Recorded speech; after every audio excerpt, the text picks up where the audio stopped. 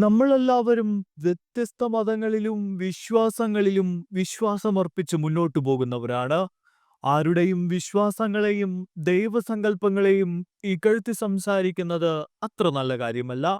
ഇപ്പോൾ അമേരിക്കയിൽ നിർഭാഗ്യവശാൽ അങ്ങനെയൊരു സംഭവം നടന്നിരിക്കുകയാണ്.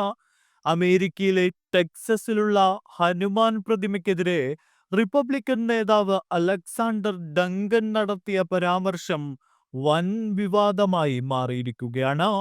90 അടി ഉയരമുള്ള ഹനുമാൻ പ്രതിമയായ സ്റ്റാച്യു ഓഫ് യൂണിയനെതിരെയാണ് അലക്സാണ്ടർ ഡങ്കന്റെ പരാമർശം. ക്രിസ്ത്യൻ രാജ്യത്ത് വ്യാജ ഹിന്ദു ദൈവത്തിന്റെ പ്രതിമ സ്ഥാപിക്കാൻ അനുവദിക്കുന്നത് എന്തിനാണ് എന്നാണ് ഡങ്കന്റെ ചോദ്യം. ഹനുമാൻ പ്രതിമയുടെ വീഡിയോ പങ്കുവെച്ചാണ് റിപ്പബ്ലിക്കൻ നേതാവിന്റെ പരാമർശം. ടെക്സാസിലെ ഷുഗർലാൻഡിലെ ശ്രീ അഷ്ടലക്ഷ്മി ക്ഷേത്രത്തിലാണ് 90 അടിയുള്ള ഹനുമാൻ പ്രതിമ.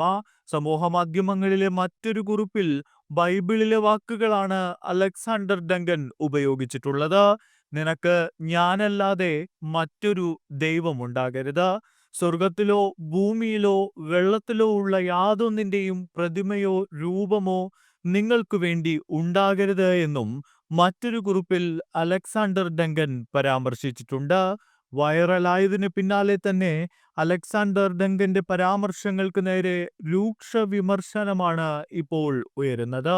ഹിന്ദു അമേരിക്കൻ ഫൗണ്ടേഷൻ എന്ന സംഘടന അലക്സാണ്ടർ ഡങ്കനെതിരെ റിപ്പബ്ലിക്കൻ പാർട്ടിക്ക് ഔദ്യോഗികമായി പരാതി നൽകിയിട്ടുണ്ട്.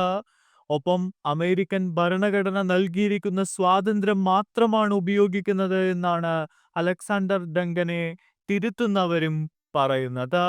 നിങ്ങൾ ഹിന്ദുവല്ല എന്നതിനാൽ അത് തെറ്റാണ് എന്നില്ലെന്നും യേശുക്രിസ്തുവിനും 2000 വർഷങ്ങൾക്ക് മുൻപുള്ളതാണ് വേദങ്ങൾ എന്നുമാണ് സമൂഹ മാധ്യമങ്ങളിലെ കുറിപ്പിന് ലഭിക്കുന്ന പ്രതികരണം.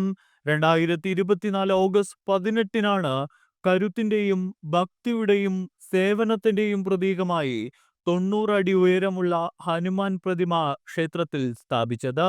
വടക്കേ അമേരിക്കയിലെ ഏറ്റവും ഉയരമുള്ള പ്രതിമ എന്ന പേരിലാണ് ഈ പ്രതിമ അറിയപ്പെടുന്നത്. ഇതിനെതിരെയാണ് ഇപ്പോൾ അലക്സാണ്ടർ ഡങ്കൻ ഇത്തരത്തിലൊരു പരാമർശം നടത്തിയിരിക്കുന്നത്.